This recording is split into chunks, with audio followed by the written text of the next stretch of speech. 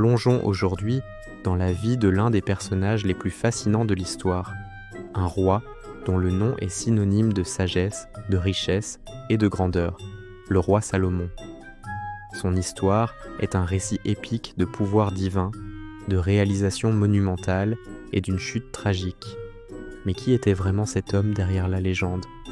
Né vers 1011 avant notre ère, Salomon était le fils du roi David et de Bethsabée. Sa naissance elle-même est issue d'une histoire complexe et controversée. Contrairement à ses frères aînés, Salomon n'était pas le successeur évident au trône d'Israël.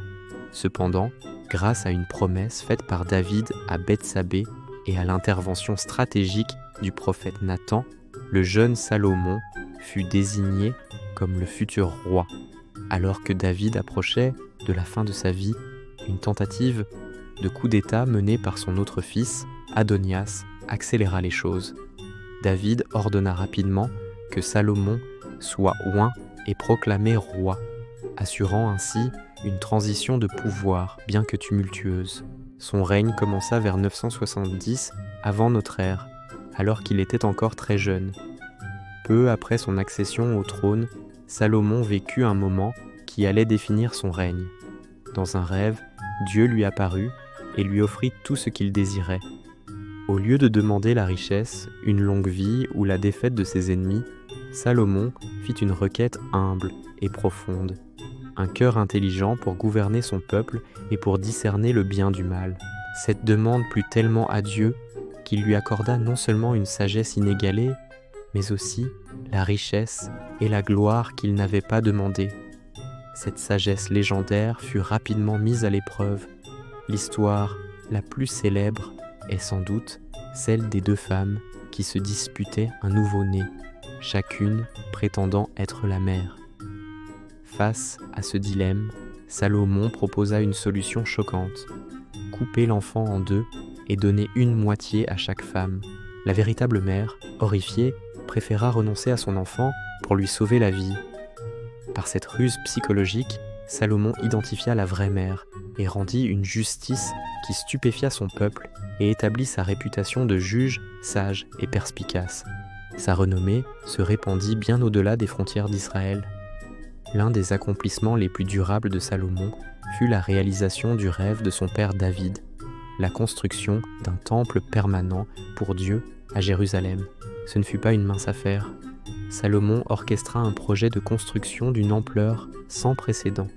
Il conclut une alliance avec Hiram, le roi de Tyr, pour obtenir du bois de cèdre, du Liban et des artisans qualifiés.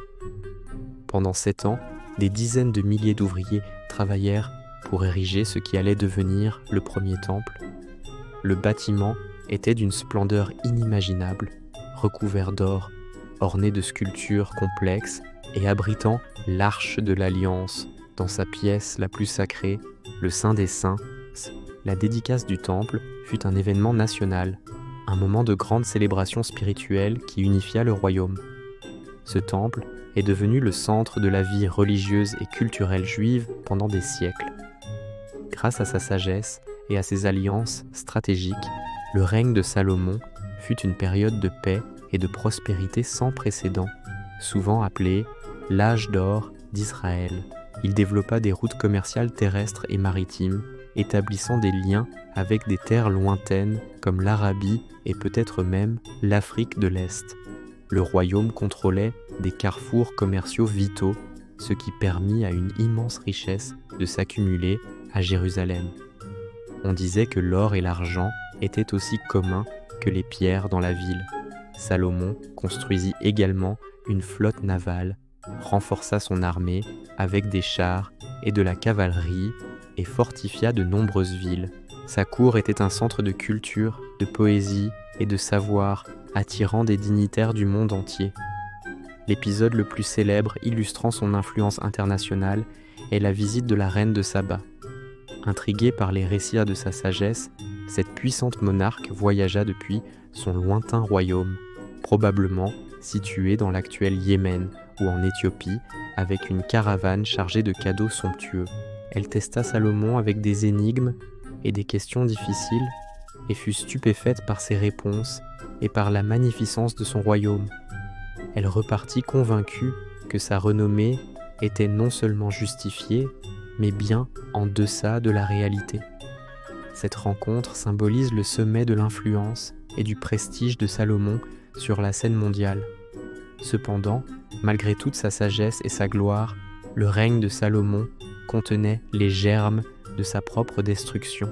Pour consolider ses alliances politiques, il prit un très grand nombre d'épouses et de concubines étrangères, notamment des princesses d'Égypte, de Moab, d'Ammon et d'autres nations. La Bible en dénombre 700 épouses et 300 concubines. Bien que ces mariages aient été des manœuvres diplomatiques courantes à l'époque, ils eurent des conséquences spirituelles désastreuses. Pour plaire à ses épouses étrangères, Salomon commença à tolérer, puis à participer activement au culte de leurs dieux païens. Il construisit des autels pour des divinités comme Astarté et Moloch, s'éloignant ainsi du commandement fondamental de n'adorer qu'un seul Dieu, celui qui lui avait tout donné. Cet abandon spirituel marqua le début de la fin. Le récit biblique indique que Dieu, en colère contre l'infidélité de Salomon, lui annonça que le royaume serait déchiré après sa mort. Les signes de déclin apparurent rapidement. Les projets de construction massifs et le style de vie opulent de la cour royale avaient un coût exorbitant financé par des impôts très lourds et le travail forcé, ce qui créa un profond ressentiment parmi le peuple, en particulier dans les tribus du Nord.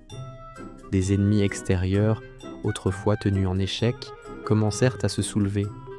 Un homme nommé Jéroboam, un ancien fonctionnaire de Salomon, reçut une prophétie selon laquelle il régnerait sur 10 des 12 tribus d'Israël. Face à la colère du roi, il s'enfuit en Égypte, mais la menace d'une division était désormais bien réelle. Salomon régna pendant 40 ans, une période marquée par des sommets de gloire et des abîmes de décadence. Il mourut vers 931 avant notre ère et fut enterré à Jérusalem. Immédiatement après sa mort, sa chute prophétisée se réalisa.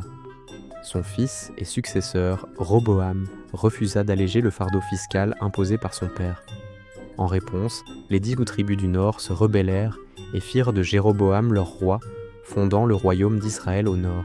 Seules les tribus de Juda et de Benjamin restèrent fidèles à la lignée de David, formant le royaume de Juda au sud. Le royaume uni que David avait forgé et que Salomon avait porté à son apogée était irrémédiablement brisé. L'héritage de Salomon est complexe et paradoxal.